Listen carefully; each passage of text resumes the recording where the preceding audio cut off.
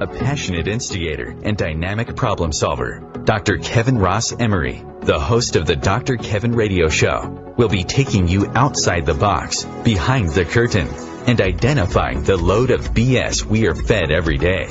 And now, Dr. Kevin.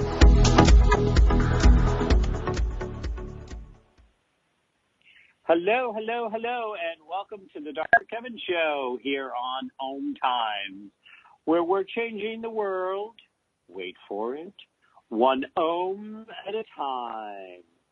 And this week, like every week, we're going to be taking our guests outside the box. We're going to have him pull back the curtain, and then we're going to have him share what he thinks is going on in the world today that's simply a load of crap. We're going to go through all of this after we introduce him. But first, we're going to do our hot topic. Our hot topic for the day. Our hot topic might warm the cockles of my heart, or it might get me hot under the collar.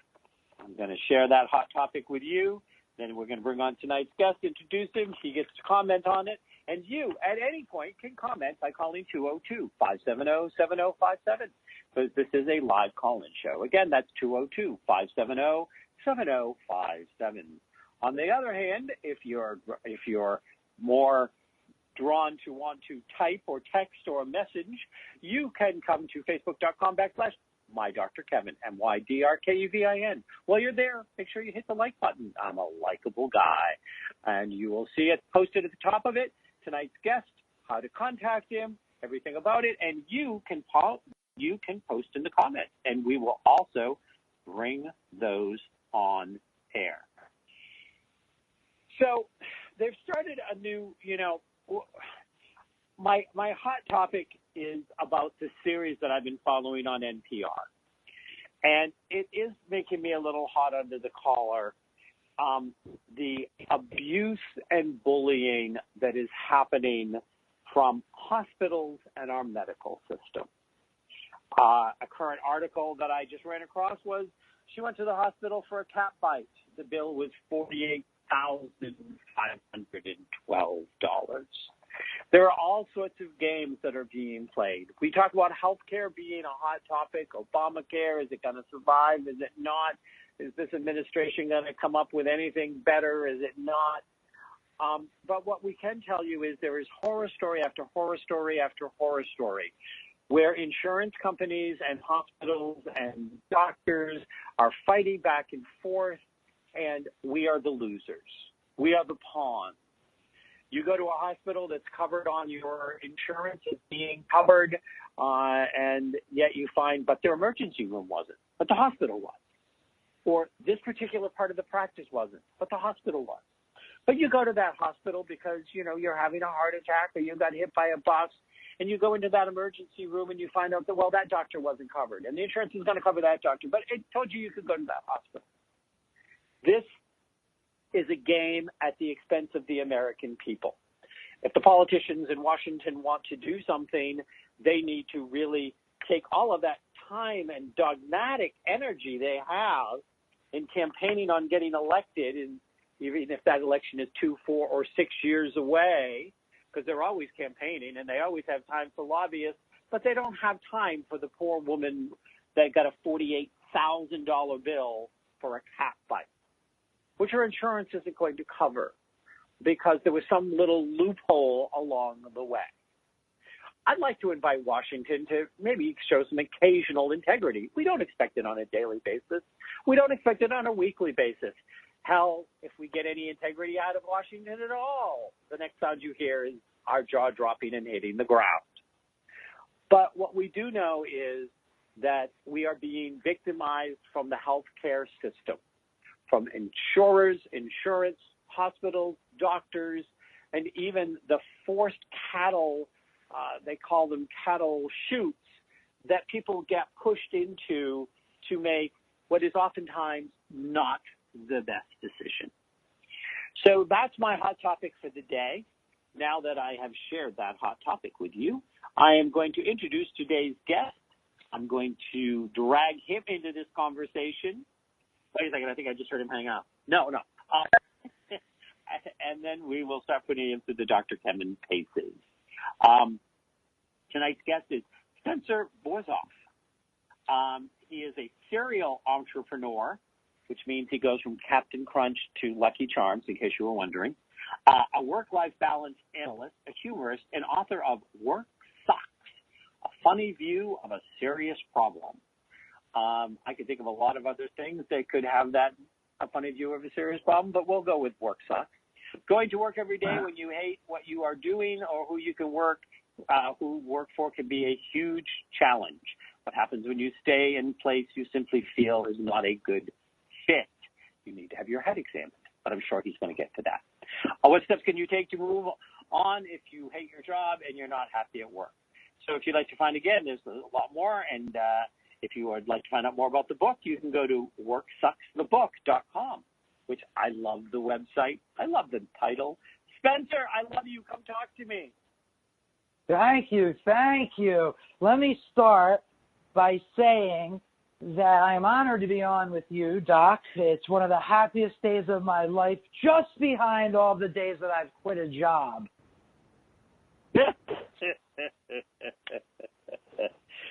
So, Mr. Spencer, I am going to put Mr. Spencer. I'm going to put you on. I'm going to put you on the burner for my hot topic. What can we do about all of these abuses for health care that the average American person gets hosed by, screwed over by? What do you think? What are our choices? Well, besides our choices. Right. I mean, our choices are we need some altruistic people to do a deep dive into the system and not settle for the status quo. I mean, when you look at hospitals and our medical care system, in my mind, the biggest problem is that there's a gigantic conflict of interest, between the business world and the care world. It's, business versus actual, patient outcomes in care. It's money versus care. It's greed versus sympathy. There's just a gigantic conflict of interest in our healthcare industry. And, if you get a bill for, $3.5 million, they better have saved your life.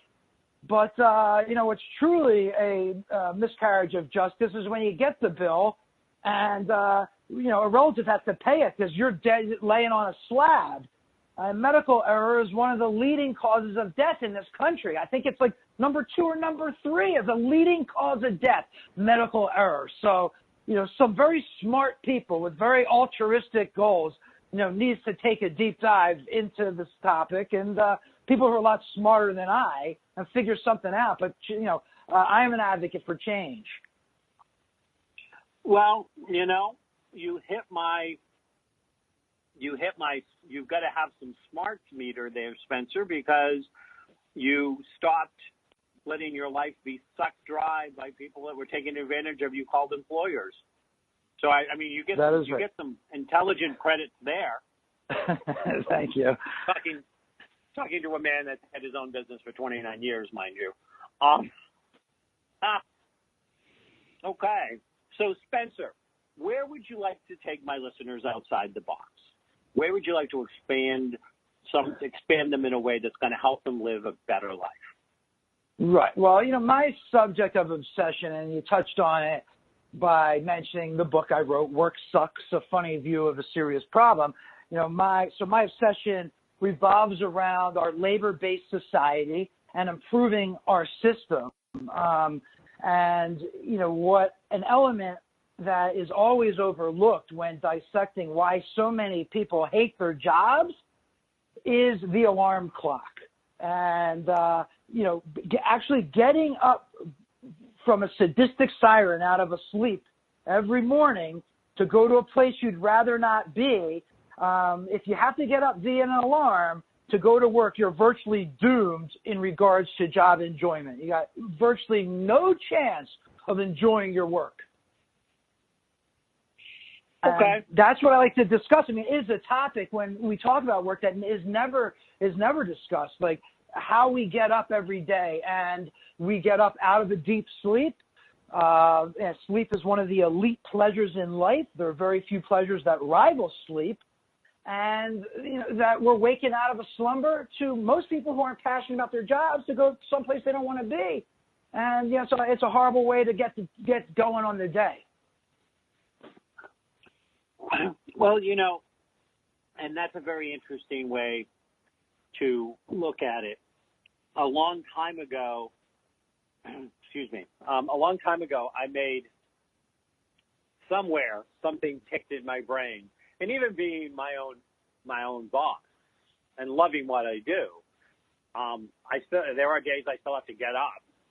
And my thing is, it's very rare that my body will ever let me sleep to an alarm when I have to set one, because it so despises it.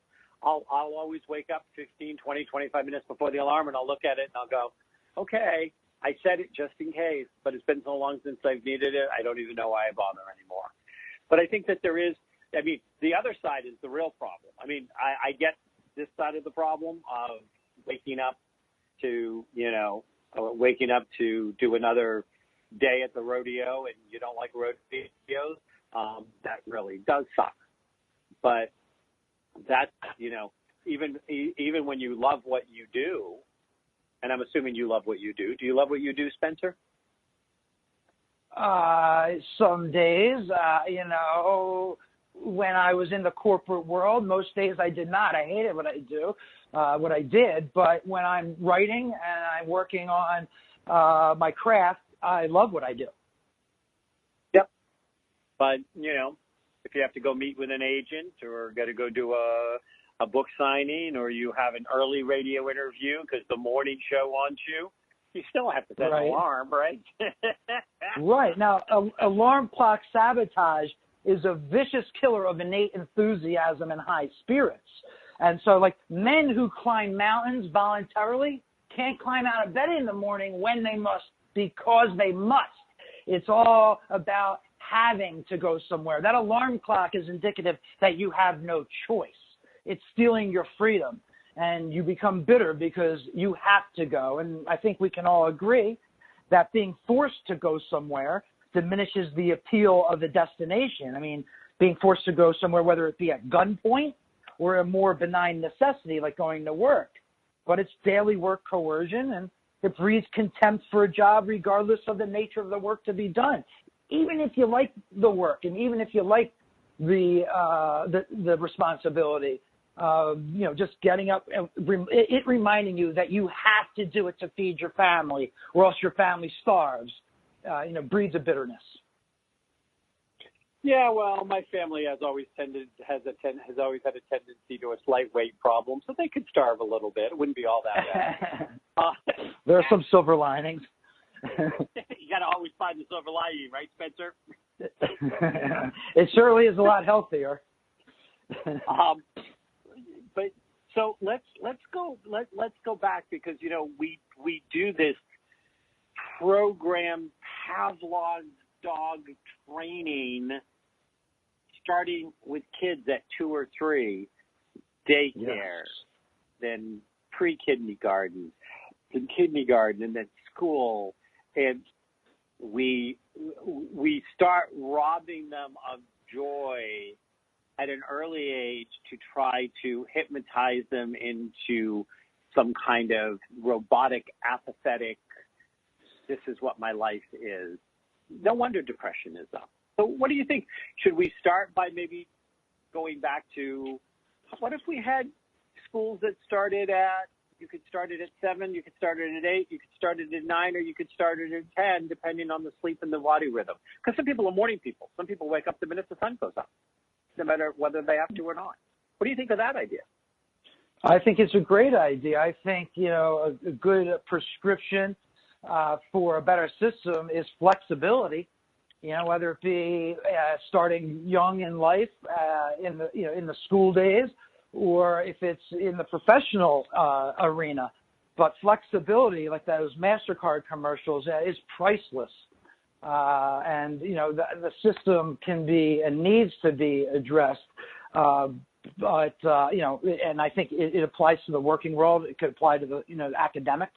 But, like in college, there are students that have the opportunity to take a morning class at, 8:45, or they could be in an evening class at 8:45 p.m. and everything in between. And those students have independence and flexibility, and that's largely the first time they get to experience any independence and flexibility like that. So I think it's a great idea earlier in life to have a swing shift, for different hours to begin education. Well, and if you extended the hours of because there is a body rhythm. You started with the torture of getting up to the alarm clock, and I always say that Papa and Mama. I always wonder how I was ever conceived, because she thought that the day good morning meant 11 to 12, and he got up at sunrise, and he thought good night meant sunset. And she thought that a good night was partying until 2. I never know how I got conceived with that coupling, but I did. There is all of this body natural rhythm and tuning of, we all have our peak times, and think we could have smaller classrooms if we spread the classrooms out and said, who are our morning doves, and who are our afternoon bloomers, and who even are our evening stars. And if we came up with a way to compensate that, we could put more kids through in smaller classrooms by having that expansive time period. Thoughts? Yeah, and those students could get a lot more attention as well, as another silver lining to that type of a model. With smaller class size, there's more one-on-one or specialized attention that would enhance learning as well. And it's a great concept. I think you can't start too young at flexibility. Like you said, we're brainwashed very early in life. Get up early and work all day, and it's pounded into us since ever since we open our eyes, and Papa and Mama look down at you and you open your eyes. It's same old. From first it's Papa, then it's you. Same old. Nothing's new. So, we're coming up to our first break. I have Spencer Borisoff, author of Work Stop. And we'll be right back. A funny view of a serious problem.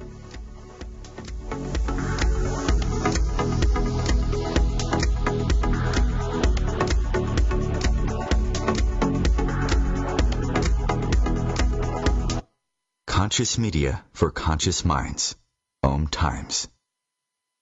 Have you ever wondered how to change your love paradigm? The secret key is finding a love partnership, not just a regular connection. How do you find these?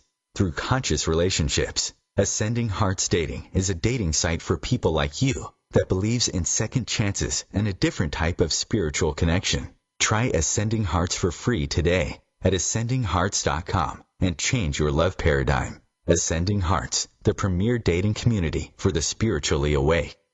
Hello, I'm Sandy Sedgbeer, host of OMTimes magazine's flagship radio show, What is Going On? My passion is sifting through information, research, and innovations from new thought teachers, speakers, and researchers pushing back the boundaries of what we know about life, energy, metaphysics, and the universe. I love shifting perceptions about who we are, why we're here, and how quickly impossible becomes normal when we open our minds, expand our awareness, and accept that the only limits that exist are those we place upon ourselves. So if you're the kind of forward-thinking, eager investigator of what lies beyond the current reality that most perceive, why not make a date to come play with me in the field of possibilities at 4 p.m. Pacific Time, 7 p.m. Eastern Time every Thursday, and together we can discover what's really going on. Imagine being fired because of who you love. Imagine being denied medical treatment because of who you marry. Imagine being evicted because of who you are. Millions of Americans don't have to imagine this. They have to live it. Because in 31 states, it's legal to discriminate against LGBT people. Get the facts at beyondido.org. Brought to you by the Gill Foundation and the Ad Council.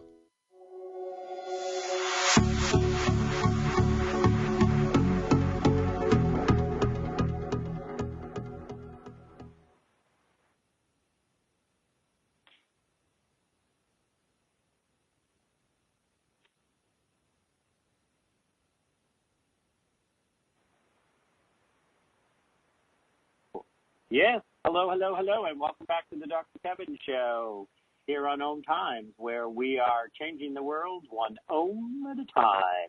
Tonight's guest is Spencer Borisoff, serial entrepreneur, work-life balance analyst, humorist, and author of Work Sucks, A Funny View of a Serious Problem. Spencer, did I scare you off, or are you still here? I'm still hanging on for dear life over here. Well, life should be dear. It should be dear and loving and kind and occasionally even venison. What do you think? Precious. We need to, take a deep breath of fresh air every once in a while. So this is the segment that I call Behind the Curtain. And it's where we want to pull the curtain back to expose people to what the reality behind the situation is that we've discovered isn't as it appears. There is a little quiz. Do you know the quiz for this part of the show? I do not know the quiz for this part of the show. Well, then we're going to do it for you. So from what movie did this line come? Ignore the man behind the curtain. Well, that would be The Wizard of Oz. Yep. And that's the moment when the dog, I always love the fact it was the dog, went and pulled the curtain back, and we saw that the great and powerful Oz was just a shyster from Kansas who couldn't control his balloon. So where do you want to pull a curtain back and show what's really going on to the world? Right, and then staying with my theme of, my book and my obsession, the truth that has been misrepresented is that, our labor-based system of working 5 days on and 2 days off, 40-plus hours a week, 50 weeks out of the 52-week year is a broken system. It is not the best system in the world, our labor-based system. And I've been in many, many work environments.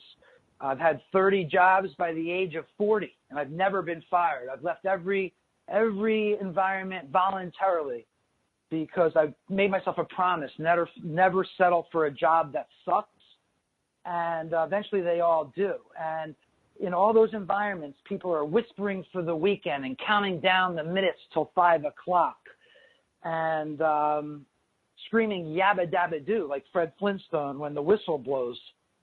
And we need to not settle for the same system and start looking at a better work-life balance so people can appreciate their lives.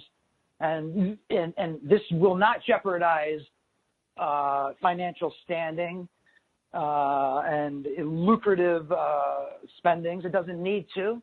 We just need a better work-life balance. And what we have now isn't good enough, as I've experienced in all the different work environments with all the people I've worked with. There was a big move for a while where it started to catch on to do things more like flex timing. You can work 4 10-hour days. I mean, it's still the 40-hour work model, but, where they were trying to, and then it seemed to kind of make an appearance, and it got kind of popular, and then you didn't hear about it as much, and a few companies have held on to it. I would not say that it's a majority. What do you think? Why do you think that it didn't grab on when people started to try to innovate it? What was the reason it didn't explode, in your opinion? Well, I really think it's back to what we had mentioned in healthcare. It's greed. We have in this country, and don't get me wrong, this is the best country in the world, right? But there's still room for improvement. Ice cream was delicious when there was only one flavor, but now there's a whole bunch, and it's even better. And so we haven't achieved it at any cost mentality in this country. And unfortunately, People will do anything, will step on anyone to get ahead. And I just think that, a flex schedule, jeopardizes from the hierarchy. They look at it as jeopardizing production, jeopardizing, the financial outcome, giving too much freedom and independence to people. So I just think because people need to earn a living, that they only have so much power, in small groups, and that the hierarchy, is kind of threatened by that, and it hasn't taken. I think that ultimately there's pushback, but it's a great idea, and I think the new generation, nowadays, the younger generation is in fact kind of making a push to go back to that, and there's still a lot of studies that say that people should work only 4 days a week or 3 days a week. So there's still a lot of credence to that notion. Well, it's interesting because as you were talking, I wonder if it's as much about productivity, because special schedules, when they did research, showed that people were actually more productive. I always thought it was more of a power and control issue. I can't do bully down management if you can come in after me and be here after I've gone, and I can't terrorize you and I can't play out all of my dominance games. I mean, I think that I've always wondered if that was what killed it in some of the dinosaur corporations that tried it. But I suspect if you look at companies that are owned, and some of them are big companies, by 35 and youngers, that you have more creative workspaces, more creative scheduling, stuff like that. So I think that you're spot on about the younger people are getting into places, the ones that get in places of power are recreating that. But so I'm wondering if it's more of a power and control issue than a productivity issue. I agree with you, actually, with power being such a central component to, why it hasn't taken root a little bit more firmly. I mean, those people at the top of the hierarchy, want to be able to control those subordinates, okay? It's like, I think work is the filthiest four-letter word in the English language, and the second filthiest word is boss. And, the term is offensive. The concept is offensive, to being told what to do by another person. Unless you're a masochist, nobody likes that. And, you really, in a work environment, there's so many unqualified bosses out there who have power over people that have more experience and are more astute in their space than the bosses themselves. And, really, I think there's only two types of bosses that should be in this world. And one would be, someone who, if I get up and shower and get dressed and drive to work and I arrive at the office, then I don't think another guy who gets up in the morning and gets dressed and drives to work should be my boss when he gets there. But if the guy got up and showered, and instead of getting dressed with slacks and pants and a button-down shirt, he puts on a cape and a full-body leotard, and he flies unassisted above the traffic and lands on his 2 feet in front of the front door, that guy's boss material. Like, he could be the boss of me. I'm okay with that. And the other type of boss that I would be okay with, if he talks like he has cotton between his cheek and gums and hangs out with guys who are nicknamed Knuckles, and have pistols in their waistband, that kind of boss, I'm okay with that kind of boss. I'll take orders from that kind of boss. But other than the cape and the cotton guy, I don't want a boss. It's offensive to me, and I think we need to do away with bosses in the corporate world. Well, it's an interesting, my first degree was actually in business management, and boss, and there's the boss, and there's boss. And I think that there is a wide variety. I don't know that I agree with you about I want to agree with the boss with the cotton in his mouth and that he is a mafia boss. I think we're having enough trouble having somebody that emulates a mob boss in the White House. I don't think I would want to extend it any further than that. Right, but he's the only guy that makes sense taking orders from. As a grown human being, if that guy gives me an order, I can accept that because my life is in imminent danger. The corporate type of boss and him bossing me, I get it. That's now. my point. Yeah, I can't take that. I can't accept the corporate boss. I can accept the guy if I feel like he's going to tie 2 cinder blocks to my feet and throw me in a river. I can accept that guy. He can tell me what to do. Until you escape. Right. Like you escaped all those jobs. So, what is a better corporate way of doing it? Because you have people, and somebody, like I said, I had the title boss. I mean, I started having the title boss when I was 17, and I had it until I was 30, and then I formed my own business, which is a way of being your own boss, but there's still the boss word. Right. But there are different, I mean, what's a better way? Because there is somebody who has to coordinate the workflow. There is going to be somebody that has to have the larger vision. There is somebody that's going to make the schedule or try to work with people. I mean, I feel like it's thrown maybe with the bathwater. So if there's something that I'm missing, create your perfect, if you're going to do 9 to 5, if you're going to play with Lily and Dolly and Jane, okay, and do 9 to 5, what's a better structure for it? What do we replace the boss with? Well, I think grown people need to be responsible for their own production, their own selves. Of course, there's companies that are have owners, and owners have goals. And I think there's a difference between owners and then bosses. So I think people in a work environment should understand what the goal of the company is, and if they agree to come on and take that job, that they should be responsible for their own workflow, their own output, and if it's good enough, he stays, and if it's not, then he goes. If he can't hit his goals, I mean, I really think it starts with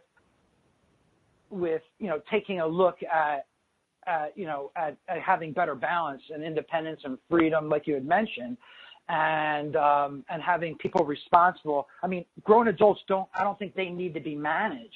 I think bad skin needs to be managed. A case of the hemorrhoids, that they need to be managed. But grown adults should be responsible when they accept a position to producing and meeting the goals that are set for them, no matter what their job is. And underqualified people that are over you and enforcing power and trying to fine-tune you like you're some type of Italian sports car, I don't think is a good recipe for high morale in a work environment, in a workspace. No, a bad boss is a bad boss is a bad boss. That's just the way that it goes. But there are good bosses out there that will listen and concern and have the larger vision. I mean, I don't think that they're all bad. Because I never believe in all of everything about anybody. I always think that, as soon as you give me a rule, there's an exception. Right. Now, I think, yeah. Go ahead. I was just going to say that I think it's important to find the right work environment, and there are good bosses, and it's important when you interview to ask questions, not always feel desperate to get a job and try to give the interviewer the questions you think, the answers you think he's looking for, but to interview the company and understand the management style and understand the culture and understand how the bosses operate. And make sure they don't, view their employees as subordinates, but as colleagues and as equals who are all trying to work on the same project and make it successful, just with different roles. So I do agree. It's just important. I think there can be more of those good bosses, and it's largely, the employee's responsibility when they get in there to interview the company as well as have the company interview you. Well, and I always recommend that if I'm, I teach at an MBA level boot camp for entrepreneurs, and and I always encourage that you need to, if you do need to hire, that you want to hire somebody who actually interviews you as why you would want them, because that's the kind of person you want on your team. You want somebody who's not going to be a yes sir or a yes ma'am, and you want somebody who is going to have a vested interest, and that vested interest comes by them being respected and their opinions being heard. But we're going to go back to a crucial issue here. When you said that, that adults, i.e. people over 18, should go in and be self-responsible, tell me where they learned that in their first 18 years with the broken education system we have, and with latchkey parenting, and with passing parenting off to, 19-year-old high school dropout daycare workers. And how do they learn that in a system that does not teach critical thinking skills? From somebody that has managed as many as 110 employees.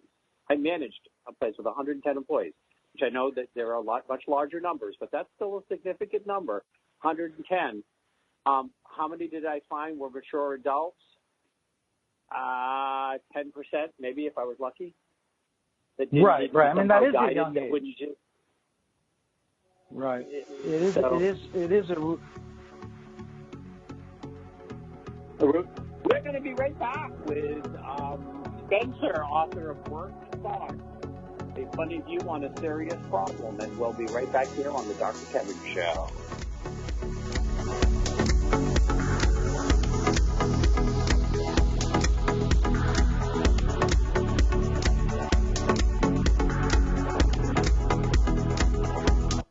The Real Conscious Connection.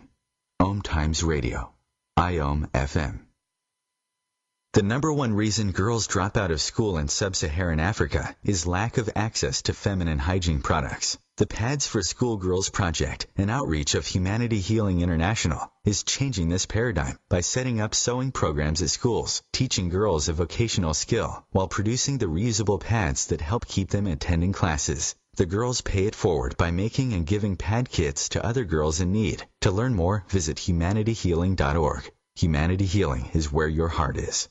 More than 24 million Americans have an autoimmune disorder, and that number continues to grow. I'm Sharon Saylor, and I'm one of those 24 million. To put that number in perspective, cancer affects about 9 million and heart disease up to 22 million. That's why I've brought together top experts and those thriving regardless of their diagnosis to bring you the latest, most up-to-date information. Join me, Sharon Saylor, Friday night, 7 p.m. Eastern, for the Autoimmune Hour on Life Interrupted Radio to find out how to live your life uninterrupted.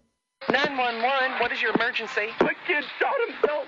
All right, where's the wound, sir? 911, what's your emergency? Please help. My son shot his brother. 911, what is your emergency?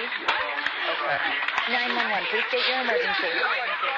Every day, 8 kids and teens are unintentionally killed or injured by loaded and unlocked guns. It wasn't locked. Learn how to make your home safer at endfamilyfire.org. Brought to you by the Ad Council and End Family Fire.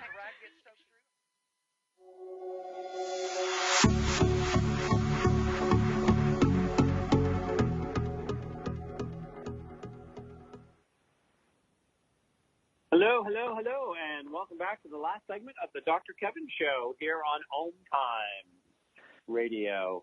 And remember, this is a live call-in show. Feel free to call in at 202-570-7057. That's 202-570-7057.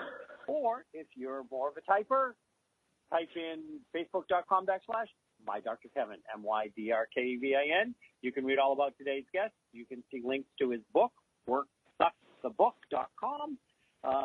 You can see I'm hoping that it was a graphically altered picture of him that appears. I put that in. And hear more about Spencer Borisoff in his book, Work Sucks, A Funny View of a Serious Problem. Or you can ask us questions online, and we will bring them into the air, on air with you. If you are listening to this as a repeat, which is repeated 6 more times, plus it's scattered all over the universe, you can always come to my Dr. Kevin, and you can find today's show, and you can put a question if you have it, and we will track Spencer down, and we'll shake him out of his prison suit that he's so lovely in that picture, and get an answer for you, unless, of course, the question's for me. Then you're out of luck. No. Spencer. Yes. How you hanging in there, buddy? Hanging in good. I had so much more to say on the last segment. So keep going. You can finish it up. Go ahead. I was just going to say that, he who is master of himself cannot tolerate another boss. That is a Chinese proverb. He who is master of himself cannot stand another boss. It's very interesting. Who is it by? I'm sorry? Oh, I said it's a Chinese proverb. Chinese proverb, okay. I thought I started to say the name. So, it's kind of interesting because there are leaders and there are managers and there are bosses. And each one brings something and takes something. And the boss might be the boss that's running the local fast food restaurant with a bunch of teenagers that have their first job and need to be taught what responsibility looks like and needs to be held accountable and need to, show up if they'd like to move forward. And then you have your managers, your collaborators, your leaders. Of all of the bosses that you did have in the over 30 corporate jobs that you left and of your own volition, things like this, what was the best one? Because you had to have one. What was the best one that you did have that maybe kept you there longer or that you felt empowered by, and why did you like that particular boss, even if you couldn't stay indefinitely? Who was the one boss that I didn't want to tie down in a dark, dank basement next to a tray of sharp objects with a leather-clad inbred? Which one was that? Okay. I'd say I had a boss that that really put a premium on independence. I know, in corporate America, first of all, I was a journalist out of school. I wrote for newspapers, suburban weekly newspapers for about 4 years, and without making much money, I was recruited into corporate sales. And so, that was largely that my career comprised outside sales. And I was fortunate that, I had a few bosses that gave me a lot of independence and freedom, and didn't micromanage me and managed by by production. And they judged on production and not location.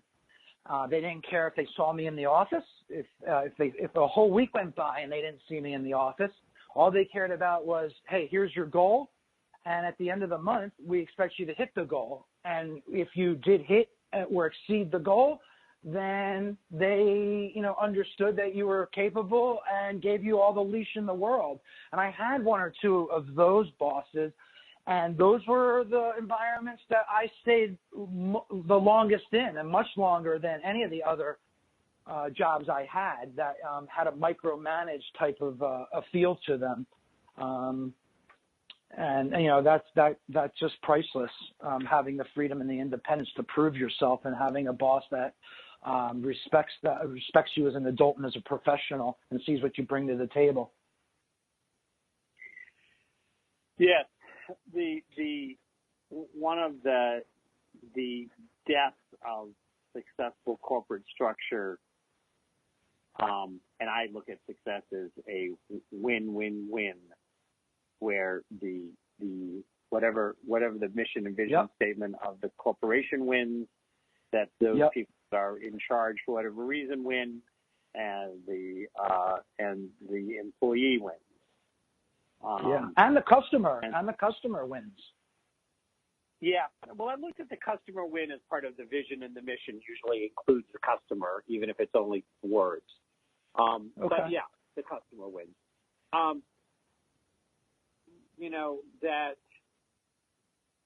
When you look at that, the death knell to it ever being achieved at the ability that it could be is the corporate politics. Corporate politics is really horrendous, and it goes back to the Peter principle of people being raised to their level of incompetency, and then how they have to cover for that incompetency. So that being said, we are in our last segment, which is share something other than what you've already shared that you think is going on in the world that's a load of crap. And where do you want to expose that crap and clear it out for my listeners? Okay. Well, I have a few things. I guess one that I want to draw attention to that always gets my attention during political campaign season, with that fast approaching now. The majority of politicians campaign on, more jobs. I'm bringing, more jobs. I'll bring more jobs into the country, and we'll put more people to work. And I just think that is a load of crap. I hear it every single campaign season, whether it be every 2 years, every 4 years, whether it be at the local level, whether it be at the highest level for our great leader of this great country. I don't think people want more jobs. I think they want more time off. I mean, because I have never met a person who has one job who wants two jobs. I've never met someone who has two jobs who wants three jobs. And I think anyone who wants a job can pretty much have a job. Those people who don't have a job, I don't think really want a job. And I have met, every person I have met has always wanted more time off. So I just think it's a load of baloney when they say we're going to bring in more jobs, which are, low paying jobs, which are, long on your feet, long hour, low paying jobs. And I think our next president could run on a campaign of a 4-day work week. And despite his vision on immigration, fossil fuels, foreign affairs, abortion, he would win the popular vote by a landslide. Now, if he campaigned on a 3-day work week, then his children and their children would also become presidents one day. Well, I think that, what I would like myself to hear is to campaign on living your best life and having a job that you only have to have one of, that you don't have to. I think that the income inequity is the real deal here. And I agree, it's not about having more jobs. It's about having better opportunities. It's about re-inflaming the entrepreneurial spirit. It's about leveling the playing field so that the, guys that are getting 7-figure bonuses by laying off the poor, worker who is trying to raise a family and do the best they can and, but still takes their $1 million bonus because the company was more profitable. I think that, right. I would like to see a candidate really campaign on the importance of everybody in America getting a fair shake, everybody getting a chance to live a good life. Because we have the wealth and the resources and the opportunities, for everybody in this country to live a good life if we redistributed it better.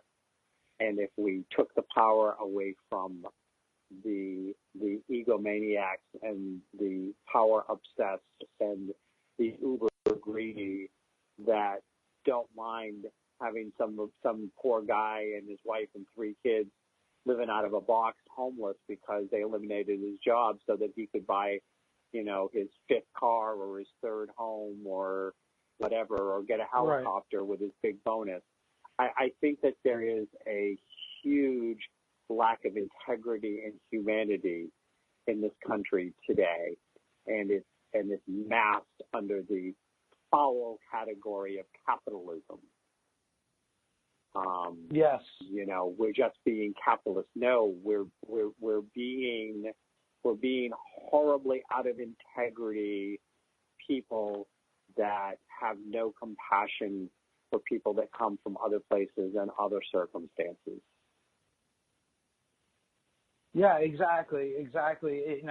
And this isn't to say, we're an advocate of, socialism where we want everyone to get a little bit, and where we're looking down on, the ultra successful who have worked hard and pulled themselves up and obtained a great amount of success. I mean, that's all wonderful. It just, shouldn't come at the expense of other people. I think the government can do a lot with, re-examining the whole system. And you had mentioned who at 18 is, ready to be their own boss, like maybe only 10%. You would seem, capable of, not needing a mentor or a manager. And, we need to start with the system, with the education and, right on up and revamp that. And, obviously, the government a government glider can't drop us a parachuting Playboy playmate with caviar in one hand and a bottle of champagne in the other while we suck up sunshine on Acapulco Beach. We're not asking for that. But, maybe they can, make the standard work week 4 days and 3 days so we can have a, better work-life balance. And maybe, that would be better for everyone involved. I'm an economist studying the economic benefits of a labor-based society like Bozo the Clown's an astronaut. But, I have some ideas that, maybe it's good for all parties involved. An extra day off could translate into a more robust gross domestic product because we'd have additional time, to spend money on gratuitous goods and services. And maybe unemployment rates would fall because companies would need to hire more workers to cover vacated shift caused by an extra day off for everyone. So, conceivably the right people could address a system, that is very unbalanced and make it more balanced and not, look for more jobs, but just look at, greater opportunities for everybody, no matter what their backgrounds.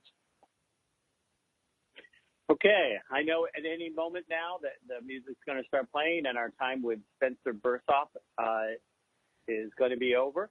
You can, again, find him on Facebook.com/MyDrKevin. I have a whole write-up, his website, all of that stuff. So you can do that. You can still post comments.